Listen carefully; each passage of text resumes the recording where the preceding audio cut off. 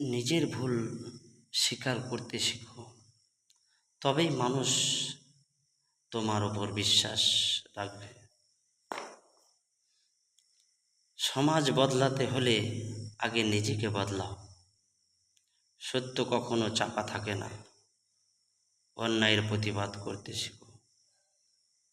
অন্যকে দোষ দেওয়ার আগে একবার নিজেকে প্রশ্ন করো, আমি ঠিক তো?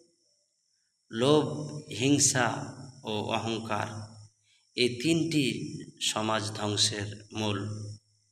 এগুলো থেকে দূরে সরো।